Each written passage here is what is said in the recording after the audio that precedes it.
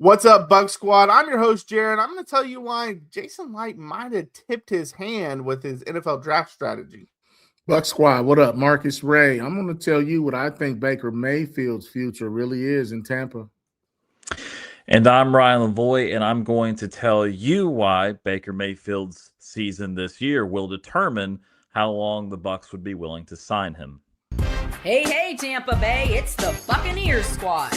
Everything Tampa Bay Buccaneers every week. Breaking down all the big hits and game-changing plays from the heart of the Sunshine State, the way only the Locked On Podcast Network can. With a touch of the Buccaneer way, the Buccaneer Squad Show starts now. What's up, Bug Squad? I'm your host, Jaron. Like I said, we're going to dive into some Jason Licht comments about many different things, including his draft strategy. He also talked about Todd Bowles a little bit.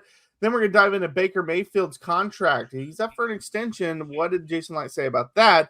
And then is Mike Evans gone? Well, things seem to be possibly trending that way. And then we will go around the NFL, look at some of the biggest headlines. Also, do a Q&A, that segment as well. The NFL Combines this week, so we could dive into that a little bit as well.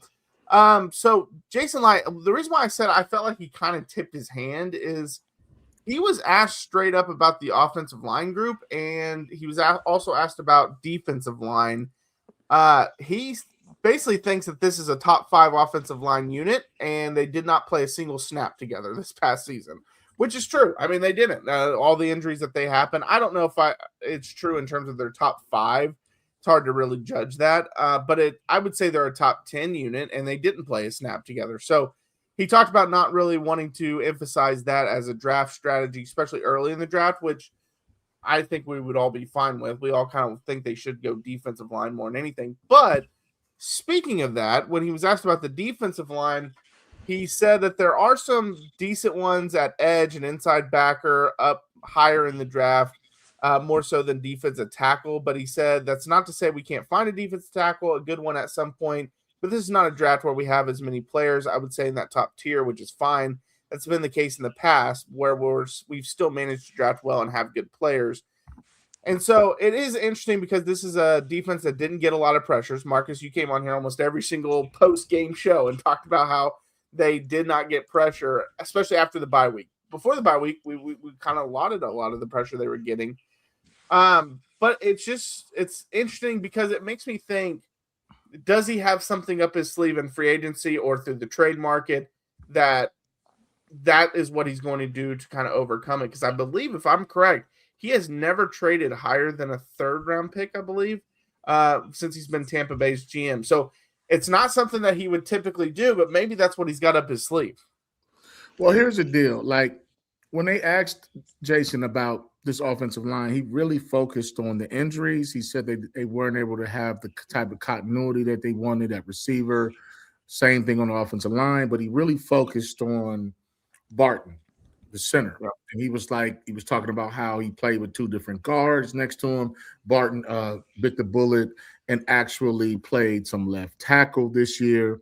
So he thought that helped his development. People wanted to know if that stunted his development. But all in all, he felt like if his offensive line was healthy, that was the strongest unit on the team, even with the deep wide receivers. That says a lot. Yeah. Jason is really big on what he's big on, and he loves his draft picks. He loves Tristan Wirfs. So if you take this offensive line, you got Graham Barton, you got Tristan, you got Luke, so you got some guys. What was that? Cody Mouch, you got Bredesen, who obviously had some injuries, but the line was heavily affected by injuries to Cody and to Big Ben. So I think Tampa Bay is selling hope on the fact that they're going to be healthy. And like, they scare you on paper, but they don't scare you after the bye week. And so, it's a new year, it's a new day. They're not going to play a game for 7 months. So it's like, well, 6 months. And it's like, well, what do you do in the off season to put customers in seats, to give your team some hope? And then when you look at, as far as the defensive line, I mean, they're not strong there, obviously. They only got 2 linebackers under contract returning. You got Vita, you got Cansey, obviously. You got Roberts, Logan Hall's free agent. Greg Gaines a free agent. So there's 17 unrestricted free agents on this roster. So I think what Jason is doing, just to be honest, I think Jason survived the conversation. He's not going to show his hand. He didn't want to give too much either way about anybody, about any free agent. Everything was optimistic. Oh, we'll get to it. We'll cross that bridge when we get there. Todd, the same way.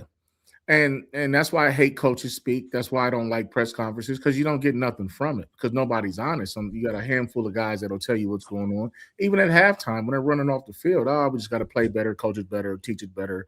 So I think today in Indianapolis and yesterday, what we saw was two guys that came off a disappointing season with a talented roster that underachieved, that went through some injuries. They survived the conversation.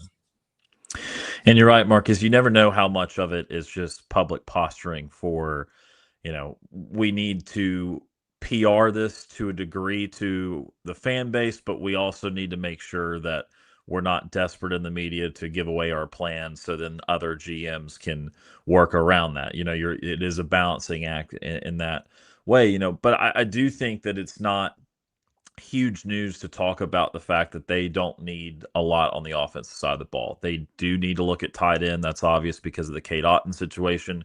We saw earlier this week the Falcons are saying they are going to franchise tag Kyle Pitts, so that the Bucs have one of their targets off the board in that way. So drafting a tight end is fathomable, but I don't think that's ever going to be their first round selection. So when it comes to the draft and what Jason's talking about, there's really nothing that makes sense for them on the offensive side of the ball super early in the draft. Again, you're always going to have to work on both sides of the ball in free agency. And again, there'll be RB2 conversations.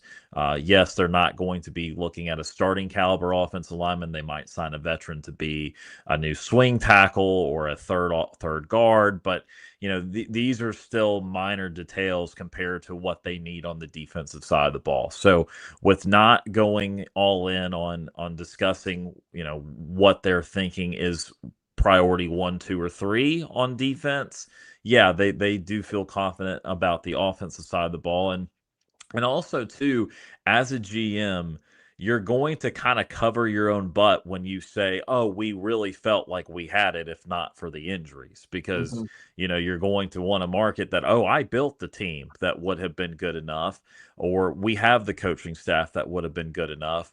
But if we didn't have one of the most injured units on the offensive side of the ball, all this would have been fine and dandy. So it's also reasonable to kind of come out and feel like, posture that you had the roster that would have been able to satisfy the expectations. It's just the injuries got you. So whether we buy that or not is one thing. We know that they were real, but we also know that there were a lot of other issues going on, and that when they were healthier, they functioned worse than they were when they were not healthy. So, a lot kind of to be said, but I think that just it boils down to the comments kind of assure you, yes, they're not going to be going after anything big time offensively.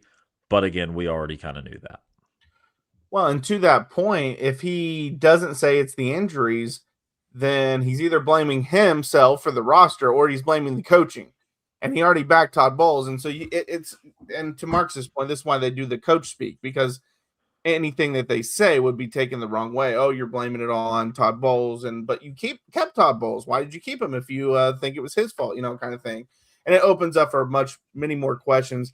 The thing that is hardest about these interviews is because there is so much coach speak, you have to really try to find little tidbits from what they said and try to figure out, okay, what did he mean by that? And that's kind of the hardest thing about this. And Marcus, to your point with all the injuries on the offensive line, a lot of people haven't talked about it because he still played quite a bit of games, but Tristan Wirfs missed the most games he's had in his career this last year. He played in 12 games, which was the fewest he's played in his entire career, and he's obviously one of the best offensive linemen in football. But because of the other injuries that they had where guys missed an extended time, some out for the year kind of thing, he kind of gets lost in all that, which is why Barton had to play some left tackle last season. But it'll be interesting to see what approach they take in terms of free agency. I don't think they're going to take an approach in terms of the offensive line. I think they do feel good about that unit when healthy. Maybe you get a swing tackle or a backup guard or something here and there. As Ryan mentioned, there's really only one position on offense that you're like, okay, we need to make sure we get that, and that's a tight end, unless you get Kate Otten to come back, which is very possible. But that's something you don't have to worry about until maybe 4th, 5th round type thing, because there's a lot of really good tight ends in this draft, in my opinion, that you can get a little later. And I guess the other one would be maybe backup running back with Rachaad White not coming back. But I mean, Sean Tucker played really well, so it's not like it's a dying need for them as well. But yeah, I mean, Jason Licht said a lot without saying anything at all. The Bucs have what's called a good problem, and that's what's causing all the confusion. And that good problem is their front line, like their first 11 on offense right now. If they play the game right now, healthy, they would have a very talented roster. They would be top 5. They came out in 10 personnel without Cade, a healthy offensive line, a healthy Bucky, and a healthy Baker. They would scare the mess out of everybody. But it also is a gift and a curse, because when you're that blessed and you've done that well in free agency, you've done that well in the draft, and you underachieve, now everybody wants answers. And that's the one thing Jason didn't have. Todd didn't have it.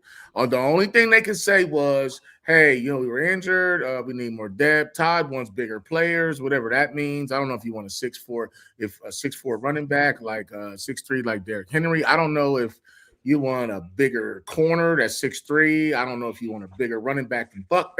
I'm just saying, the excuses that I heard today was a CYA. It was lipstick on a pig. It was, let's get through this so we can get to the season, because we know we underachieve.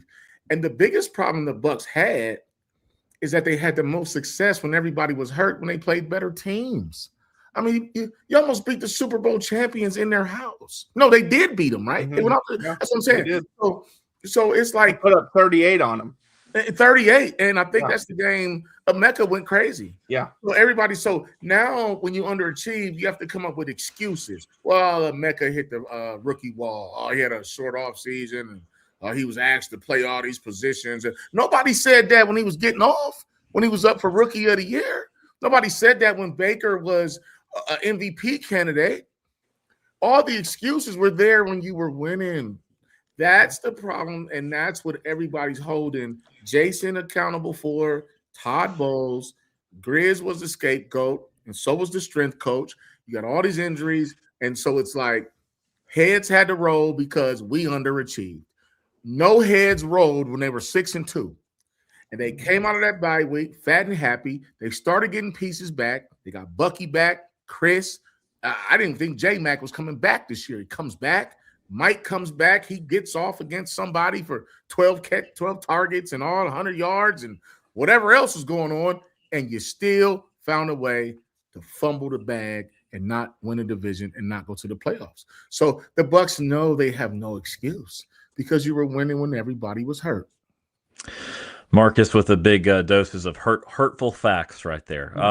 So, I mean, again, they came out of the bye healthier and progressively got worse. And, I mean, when you exhibit such a high level early in the season and you beat playoff teams and you beat what turned out to be the Super Bowl champ, then the expectations can't be much higher than that after you do what you did. And, again, the Indianapolis Colts will have the exact same type of conversation over on the AFC side for the huge first half that they had and the fall apart in the second half. So, again, the reality is that this is still a defensive-oriented offseason for them.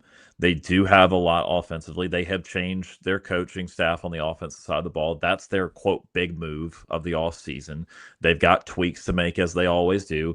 You mentioned running back a second ago. They just had a unit of third-round running back Rachaad White, fourth-round running back Bucky Irving, and undrafted Sean Tucker. So if you want to go RB2 in the draft at some point, that can be in the deep rounds of the draft. The front of this draft, why they're at the NFL Combine, is still to observe observe these pass rushers, to observe these linebackers, maybe some corners.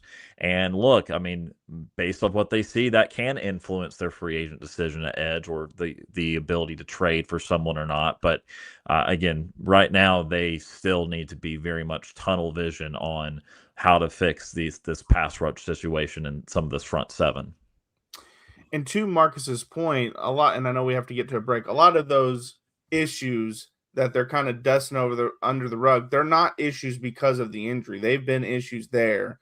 And I think the reason why the fan base is so upset is because I really think this has been boiling the last couple years, but the pushback was, well, they won the division. Well, now they finally didn't win the division. And so all these issues that they've seen, especially defensively, that they've been upset about, resulted in them not winning the division. And that's why it's all boiling over, in my opinion. But all right, coming up next, Baker Mayfield's contract. That's going to be a big discussion this offseason. What did Jason Licht have to say? We'll talk about it. Well, welcome to the 5-Hour Energy Flavor Draft with 18 different flavors to choose from, including new options like Confetti Craze, Fruity Rainbow, or Cotton Candy. There's something for everyone. The board is set, the flavors are ready, and I've got my number one pick for the 5-Hour Energy Flavor Draft. Honestly, I'm a classic, but I haven't tried the new ones, Fruity Rainbow, Confetti Craze, Cotton Candy.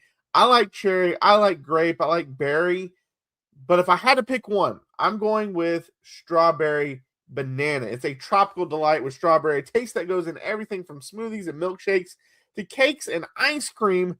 Sweet strawberry flavor up front, soft, mellow banana finish, smooth, creamy fruit profile, reminiscent of a fruit smoothie. Very low acidity and easy to drink. Gentle, sweet aftertaste. That's why it's my favorite. Also, 5-Hour Energy shots give you a boost with zero sugar. That's right, zero sugar. So find your new favorite flavor of 5-Hour Energy shots, available only at 5hourenergy.com or Amazon. All right, Bucs Squad, we're back for another segment of the Bucs Squad Show. Just a reminder, this is extra content we do twice a week on Mondays and Wednesday nights at 9 p.m. Eastern Time. Doesn't take anything away from what James is doing. He does great work. He's out at the Combine right now, putting out great content, so make sure you follow over there. So Jason Licht was asked about Baker Mayfield's contract, as obviously he's entering into his final season under contract, and he said, so Baker, our thoughts on Baker haven't changed. Baker has been with us 3 years. You see the competitor he is. Obviously, he's got a lot of arm talent, but he's a leader. All these things, our plans with Baker haven't changed. At some point, I don't have a timetable. I'm sure we'll be having those discussions. Todd Bowles also talked about Baker and basically was talking about how he needs to start being smarter with his body, especially late in the year when they had all those injuries. He felt like he takes way too many unnecessary shots. But then followed it up by saying, but that's who Baker is, and that's who we want him to be. So he kind of contradicted himself a little bit on that. But when it comes to Baker's contract, it's one of those it's one of those weird things, because in the article that I was reading off that, they said that basically he wants to see if it's the 2024 Baker or the 2025 Baker. The 2025 Baker is still a good enough Baker to win with, as long as you have a pretty good defense and a good, and the offensive line obviously is healthy and playing better. It's not like he had a terrible season. I mean, in the beginning of the year, he was an MVP type guy. Later in the year, his injuries started settling in. A lot of the other injuries started settling in. The defense couldn't get stopped, so I think he was forcing a lot of stuff. Ultimately, he's a guy that, and I've said this for a while, he's not the guy that you now make the highest paid quarterback. That's not what he is. And I know that's just how it works in the NFL. The next guy up gets the highest or biggest contract. He's not that, but he's a guy you can definitely win with if you put the pieces around him. And those kind of guys you don't just let walk away. Go ahead, Ryan. So the 2025 Baker Mayfield is essentially a copy and paste of the 2023 Baker Mayfield. I think the difference is that the expectations were incredibly low for Baker coming into 2023, his first year in Tampa. And this year they were much higher because he just thrown 41 touchdowns this past season. But looking at the numbers, again, you're talking about 64% completion percentage this year in 2023. This year he's 63%. Threw for 4,044 yards in 23. He threw for 3,693 this year. And the TD to INT, 28 TDs in 2023, 10 picks. This year, 26 TDs, 11 picks. So you're talking about almost the exact same situation. And there's actually a lot of just team-wide statistics that make it look a lot like the 2023 offense. Again, coming off of a horrid 2022 season offensively, just for the standards of Tom Brady. Again, when they fired Byron Leftwich, they have to bring in post-Brady quarterback. The expectations were really low. And so having the exact same season in a lot of ways to 2023 just feels very disappointing because of what you've done in 24 with Liam Cohen and, again, the best version of Baker. So I say all that to say Baker goes into his age 31 season this year. He does usually get nicked up when he does end up running. And again, some of the funny clips of last year, like the run against Houston where he gets up, looks like he's about to be in some pain, and then CJ Gardner-Johnson starts jawing at him, and Baker said, actually, I'm good. I'm going to start talking to CJ. Those are endearing, but that's what the coaching staff worries about, because those are the plays that Baker ends up getting banged up on. Now, the flip side of that is that's also what really motivates a group of men to fight for the whole situation, right? You see your quarterback trying to truck people in the open field, you feel some type of way about that. And so, I don't want to get too obsessed with how much Baker runs is the point. The point is that if you're looking at this from the managerial situation and you're thinking about how long do you want to commit to Baker after this year, you don't want to have another season where he's injured and where you are thinking about, is he missing games, or is he playing 75% in some of these games? Because he didn't miss any time, but we also were doing a song and dance each week where we were having our, rate his health percentage, basically. So you don't want to think about that for a long-term deal. Just knowing that is sort of his history. That's why, in my opinion, it didn't work for him in Cleveland. They were too quick to move on from him because they did not realize the extent that the injuries hindered his performance. So I just think that this year, to me, I think if it's healthy Baker, he's going to perform. I think that we know he is a good enough quarterback in the league to put you in position. But it's also why we stress the defensive failures this year, and we stress some of the other things going on, because I don't think Baker's elite. I think he's good, but I don't think he's elite. And so if he's not elite, then you do need other parts of your team to step up at times. That's just going to be the reality of the situation. And their running game was underwhelming this year. Bucky was banged up. He did not have the numbers he was looking for. Obviously, health, we talked about. And then defense, we have talked about ad nauseum for all the games they struggled. So, when you start losing, everything can be picked at. When you win, you have to look, or you get to look a little bit more at the things you do well, and then you only stress a few things. So I think Baker, again, is still a multi-year deal quarterback after this year. But again, I think the Bucs will look at this and have the right to change their minds if you're talking about having another shoulder injury, if he actually misses games, just anything that would make him feel less durable as he gets towards his mid-30s. And another thing, he's 31 in April, so he's getting there. In the NFL, like, one of the problems a lot of teams have is when they have success, like when you go back to like the 2002 Bucs, they win the Super Bowl, you got 4 Hall of Famers on defense. Okay, but they won it with Brad Johnson, and nobody ever talks about him being an elite guy. I don't think Baker Mayfield is an elite quarterback either, Ryan. I think Baker's good, but I think I could probably name 10 quarterbacks that are better than Baker Mayfield. I think if I just went off the top of my head and freestyled it. And so you don't always have to have an elite guy to win, but when you look around the league, the teams that are winning, their quarterbacks were probably the best player on the team, with the exception of like Seattle. So like, did Sam Darnold make JSN, or did JSN make Sam Darnold? Drake May didn't have a guy. Stephon Diggs was out here twerking with Cardi B. Like, I mean, we don't, you know what I mean? Like, we don't, but they got it done in other ways. And to your point, Ryan, like, you can win without an elite quarterback if you can pick up the slack somewhere else. The Bucs had special teams problems. They had injuries. They gave up big plays on defense, both run and pass.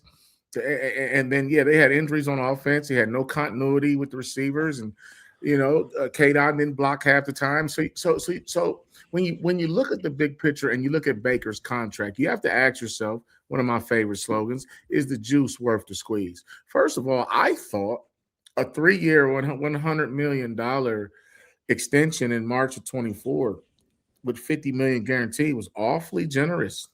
I thought it was awfully generous when you really look at a guy who, coming out of 22 with the Panthers, 58%, 1,300 yards passing, 6 touchdowns, 6 interceptions.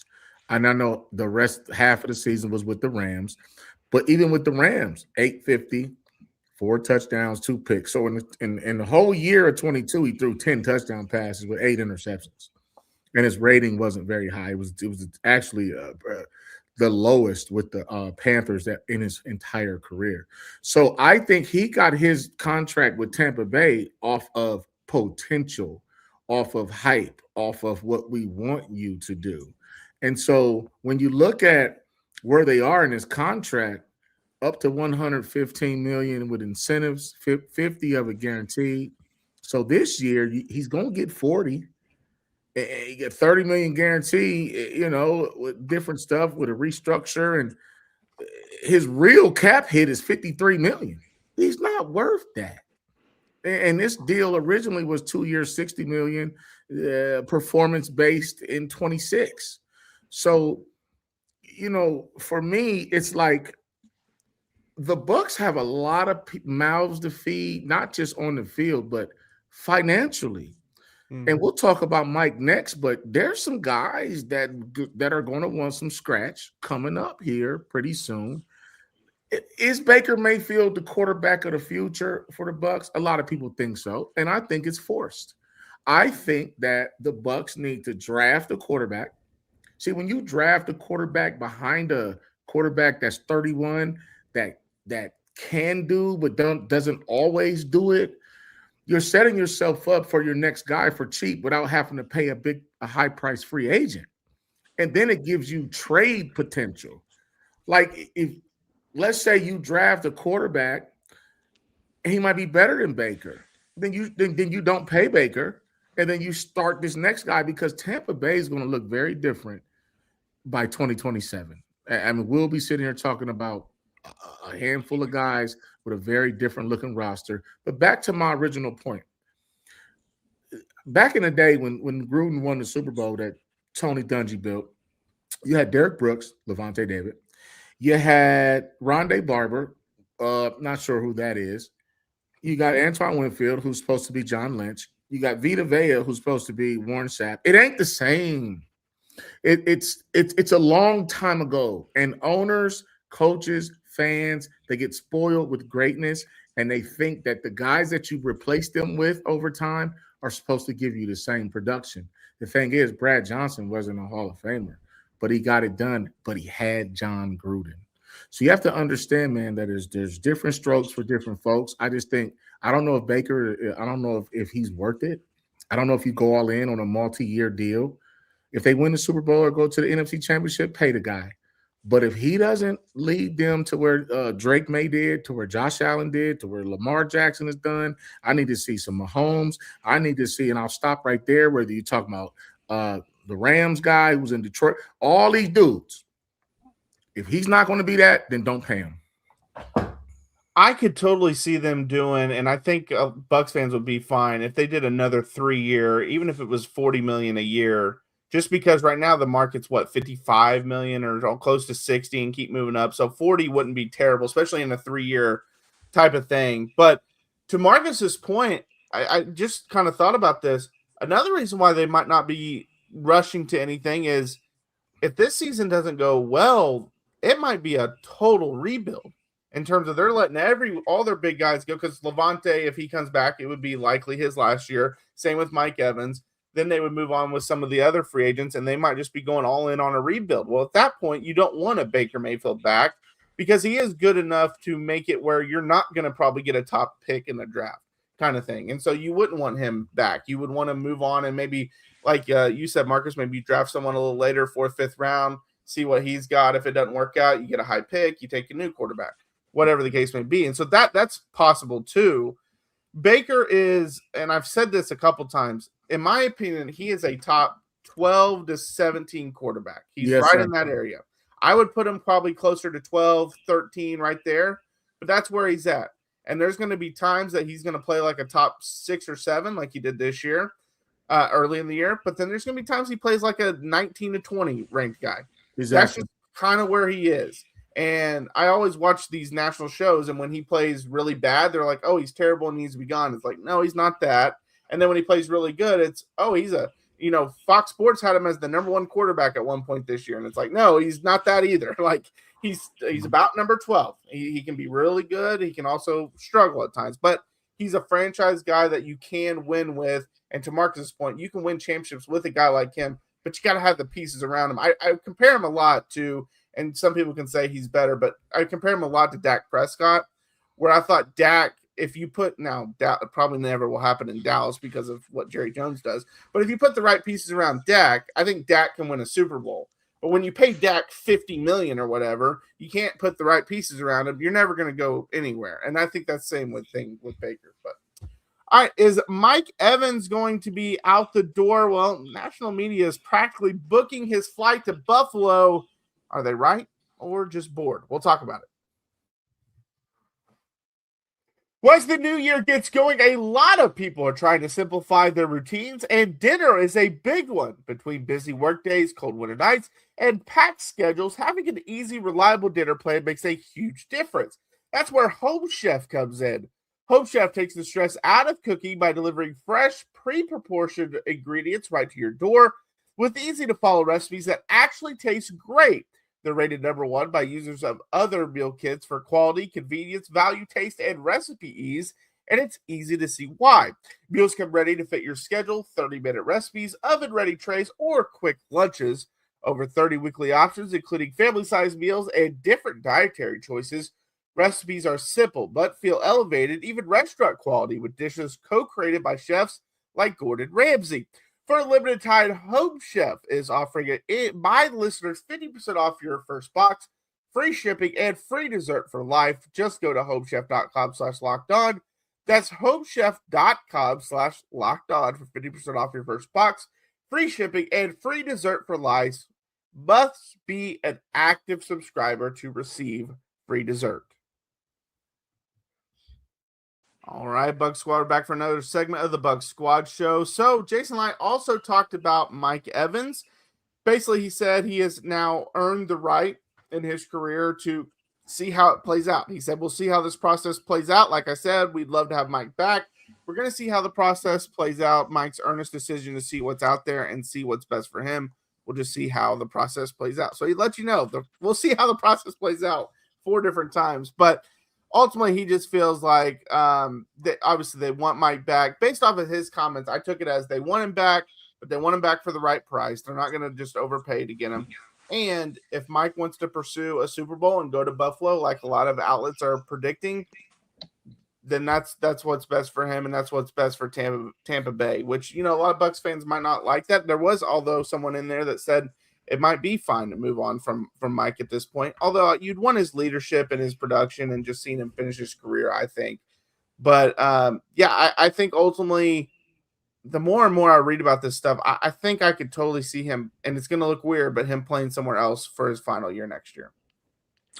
It's going to be all about the cap math. It's going to be all about his desire to feel like he's in the best situation to win and what's going to be his last year or 2, maybe 3 in the NFL. I would think more like 1 or 2.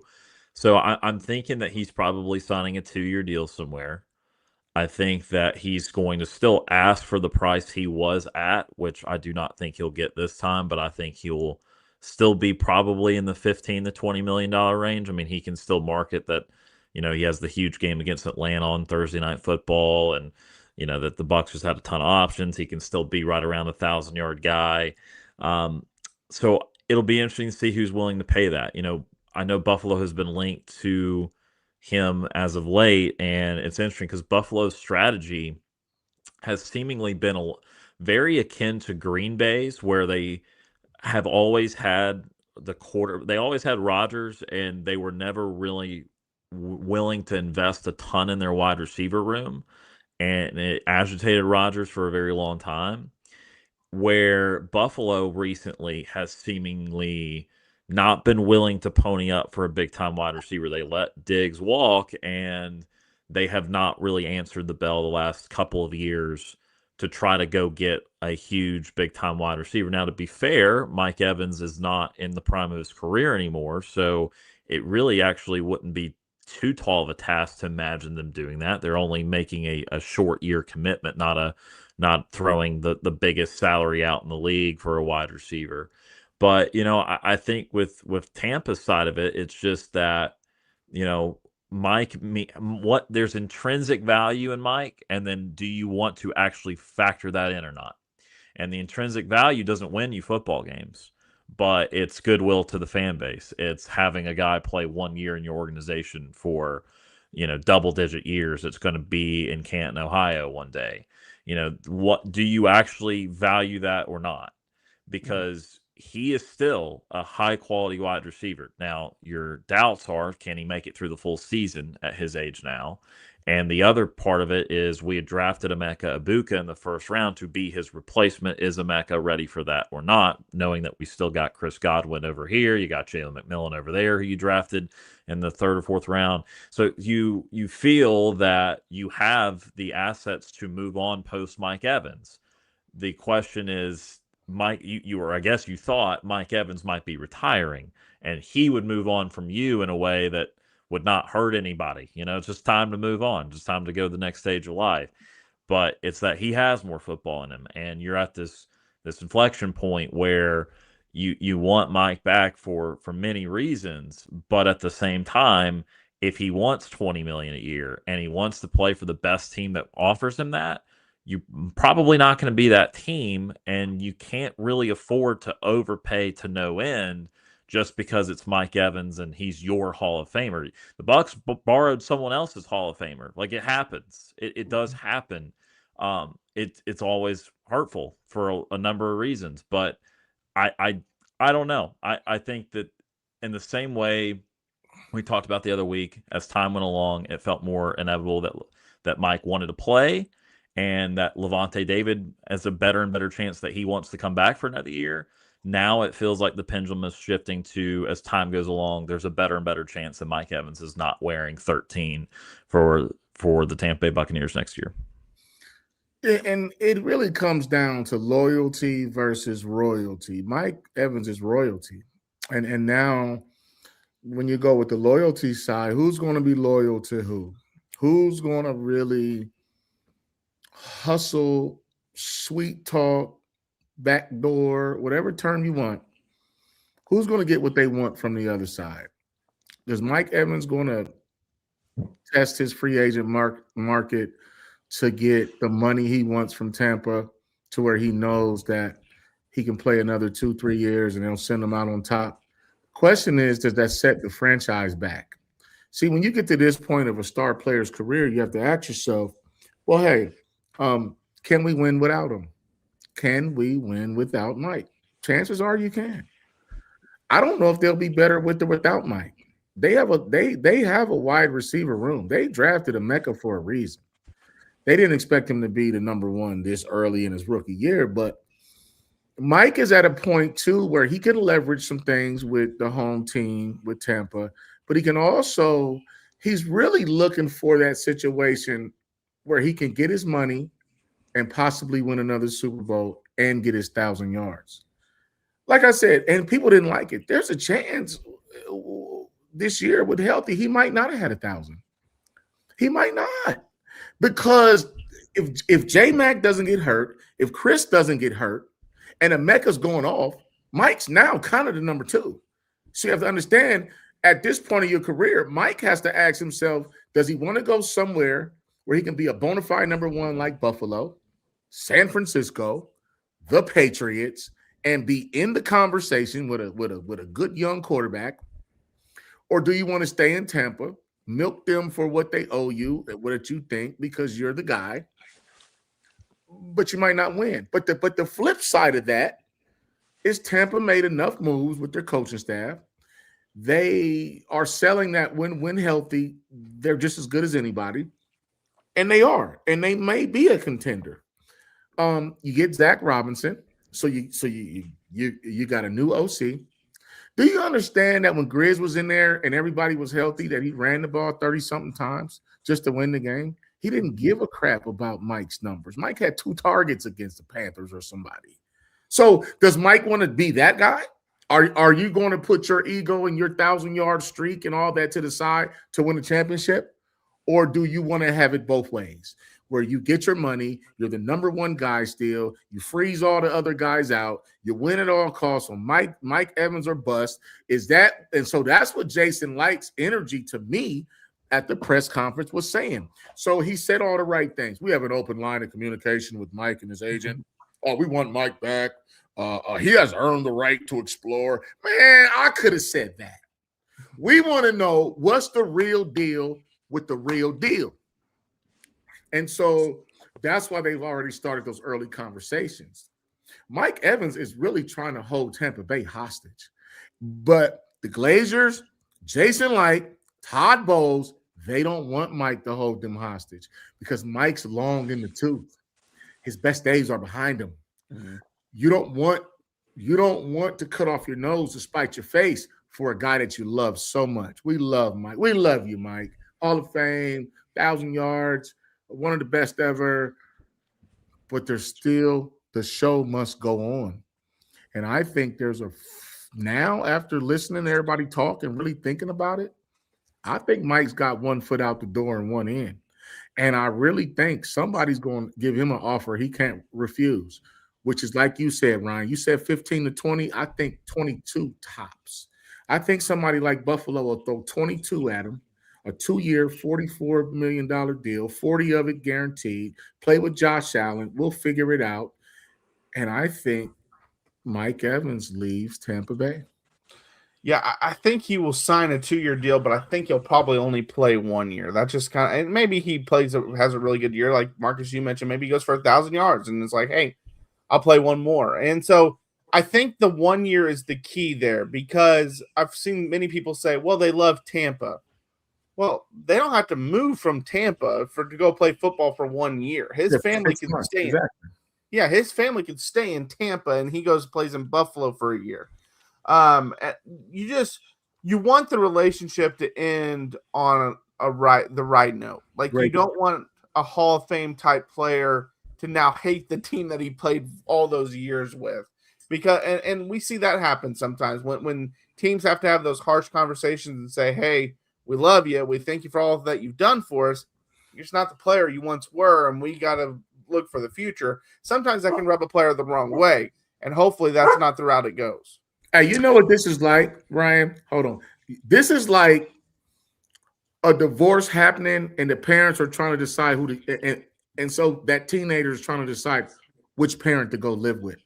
That's what Mike Evans' situation is. It's to the point where it's like, I love when my parents were together. We had a great run. Oh, we had a good family. But now mom and dad figured out they don't want to be together anymore. So, Mike, what are you going to do? Are you going to stay with mommy, or are you going to go with daddy? And that's the situation that Mike is in right now, Ryan.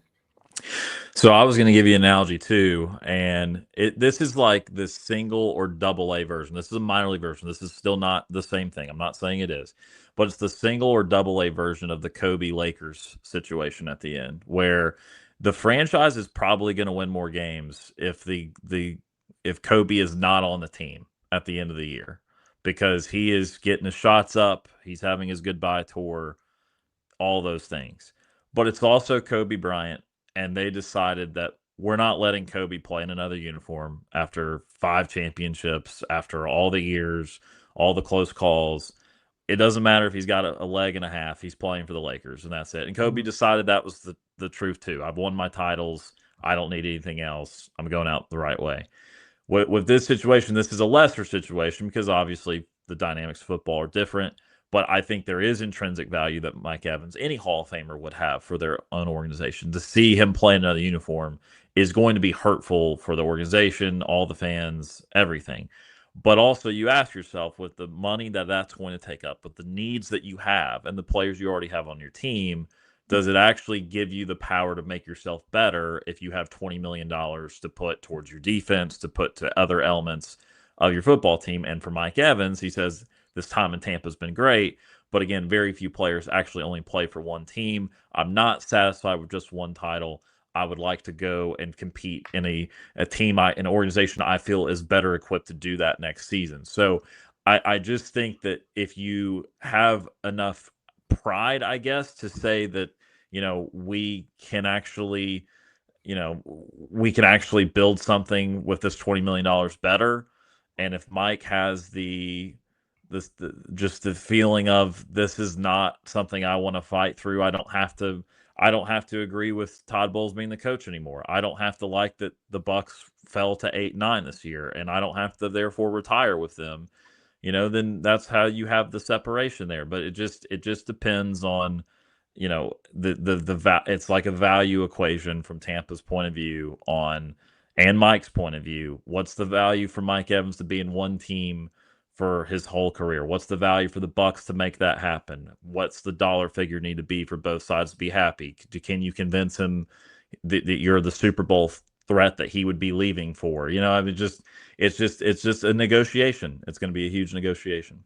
My last point, Jaron, is the last time Mike was in this situation was a couple years ago. Tampa was closer to a Super Bowl then than they are now, coming off this last run. And then you got to ask yourself, it probably wouldn't be the best thing, and Mike wouldn't like it, but Jason Licht still could franchise tag Mike Evans and just shut the whole thing down. Mm-hmm. And one of the contracts that Ryan talked about, if you pay Mike, maybe you don't have the money for, could be a Baker Mayfield type contract that we just talked about. So, all right, coming up next, we're going to go around the NFL, also answer some questions. We already got a great question in there, so we'll talk about that first. If we don't have any more, we'll dive into the NFL Combine. So don't go anywhere. Well, if you've ever hired someone who looked good on paper but wasn't the right fit, you know how important that is. When you want candidates who truly match what you're looking for, trust Indeed sponsored jobs. Hiring, Indeed is all you need. Stop struggling to get your job post seen on other sites. Indeed sponsored jobs put your post at the top of the page and help you reach the right candidates faster. If I needed to hire someone for this show, I'd go straight to Indeed and be very specific about what I need. Real experience, not just a resume buzzword. Instead of struggling to get your job post seen, Indeed sponsored jobs helps your listing stand out and reach quality candidates faster. Sponsored jobs boost your post to the people who are the best match for your role, and that makes a real difference. Spend more time interviewing candidates who check all your boxes with less stress, less time, and more results using Indeed sponsored jobs. Listeners of the show get a $75 sponsored job credit to help give your job the premium placement it deserves at Indeed.com/LockedOnNFL. Just go to Indeed.com/LockedOnNFL right now and support the show by saying you heard about Indeed on this podcast. Terms and conditions apply. Hiring, do it the right way with Indeed. All right, Bucs Squad, we're back for our final segment of the Bucs Squad Show. Just a reminder, this is extra content that we do twice a week, Monday and Wednesday nights at 9 p.m. Eastern Time. Doesn't take anything away from what James does. He does great work, and he's doing great work at the Combine, so make sure you continue to follow him over there. But before we dive into the Combine or any of that talk, we did get a question earlier in the show. It's, what's the higher priority on offense? Tight end, running back, or interior offensive line? If Mike Evans leaves, is it wide receiver? This is back when we were talking about the defense during the Jason Licht conversation. It's hard because I think we all agree defense is the biggest priority and the offense is kind of a secondary. I would say tight end because that's the only one of the group that it's like definite that's a starter that you would need, as obviously assuming Kate Otten doesn't come back. Because running back, Bucky's your starter. Interior offensive line, you feel like you got that. If everyone's healthy, you're good. If Mike leaves, you still feel like you got Ibuka, McMillan, Godwin, like you got a starting core there. So I believe it would probably be tight end.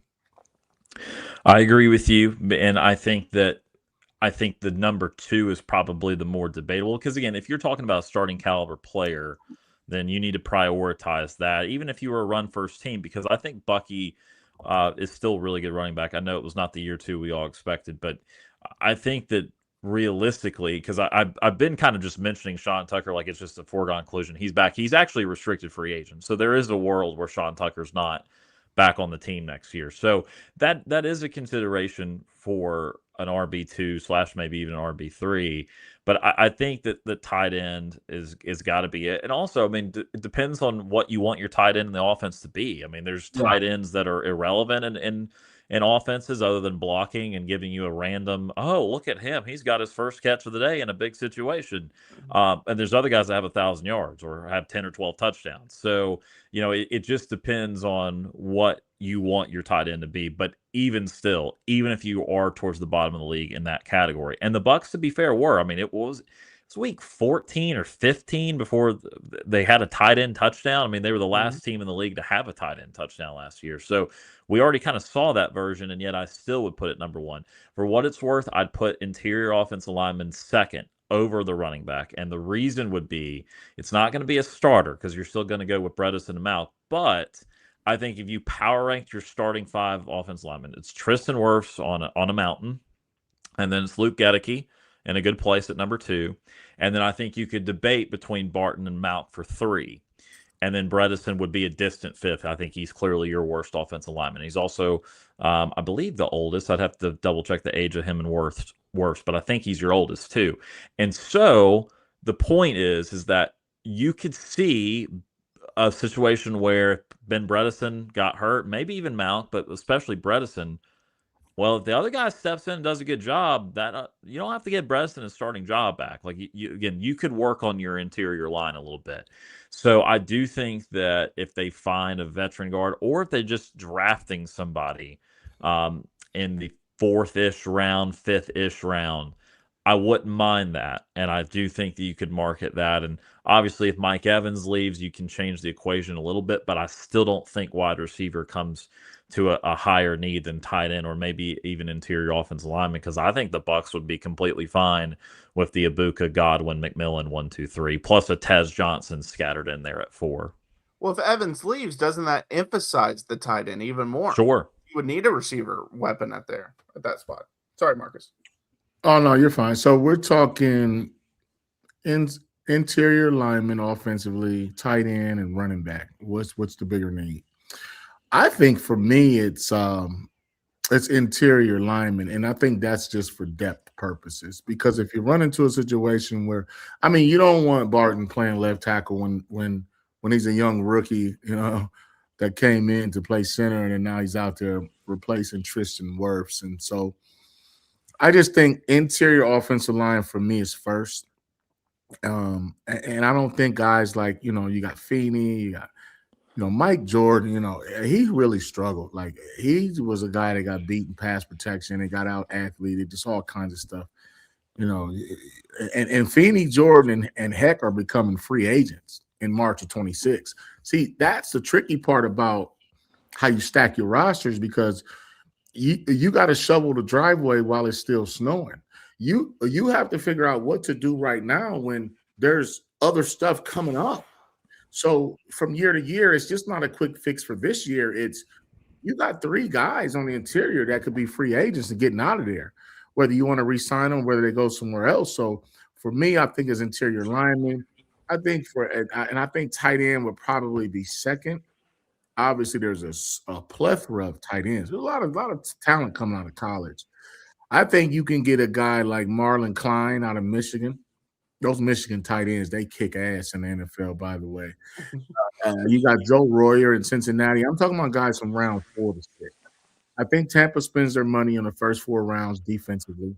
And I think 5, 6, and 7, then you find a tight end, a running back, and an interior offensive lineman. I think you check all 3 boxes. And I'll be honest, no disrespect to the running back position, but it's so devalued and saturated with talent.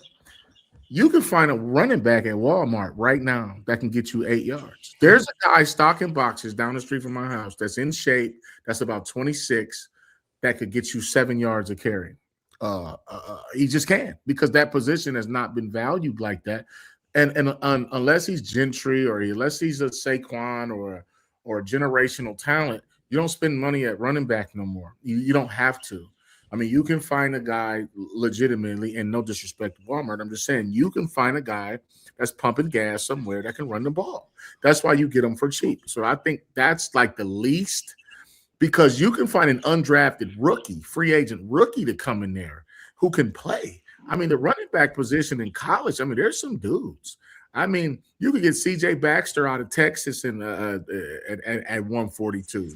Justice, I mean, you got guys. There's running backs everywhere. Penn State had 2 of them. I mean, you got Le'Veon Moss at Texas A&M. There's no panic at running back. Sean Tucker, he did his business when he was asked to do it. If Bucky's your guy, cool. Got Sean. Draft one in the 7th round and bring in a free agent who's a special teamer. I think for me, the biggest need is interior offensive linemen, only because 2 reasons. Injuries, we don't know if they're going to happen again, so you can't trust it. So it's like an insurance policy. And number 2, free agency for next year. Mm-hmm. You got some guys on that interior line that won't be there. Now you got to go to the draft, and then we'll be talking about Tampa Bay drafting a center or a guard in the 1st round or 2nd round next year if they don't figure this out. And to your point, Le'Veon Moss is ranked as the 10th best running back. Kalen Black is the 9th from Indiana. Katron Allen is 7th from Penn State. I mean, there's some really good ones later on. There was a follow-up question to that. It says, would you rather have a tight end who's a pass catcher and okay at blocking, or tight end who is a great blocker and can catch? I think personally it depends on your team. Like this past season, when you had that loaded wide receiver room, if healthy, you really didn't need your tight end to be a pass catcher. You needed him more to be a blocker. Whereas if Mike Evans leaves and obviously Chris Godwin's getting older, now maybe you need that tight end to be more of a pass catcher. So it really all depends on your offense, because think about like when Travis Kelce was putting up the big numbers he was putting up, they had Tyreek Hill, but that was really it at the wide receiver course. So you needed him to be a big part of the passing game. Whereas if they had a loaded wide receiver room, you probably don't need that as much. Yeah, I mean, I think that you nailed it, Jaron. I would say that in general, if you just had no concept of the rest of your roster, I would prefer a tight end that could be a big-time receiver, just being kind of a passing guy and utilizing him in play action and all those things. But I think the way the Bucs are currently constructed, I would lean towards the blocker, because I think that they, even with Evans gone, I still think Ibuka is a 1,000-yard receiver in the league. He was very close to it this year, so I don't think it's hard to imagine him going up by 50 yards. So I think he's a 1,000-yard guy. Godwin is waning. It's hard to tell because he's just been so injured last year, coming off of another gruesome injury, what he would be. But I also kind of think McMillan has got like a 700 or 800 yard type of ceiling in the league. And so if you've got that and you got a 1,000-yard guy in Ibuka, Tez Johnson's clearly not blocking anybody, but he'll run past somebody.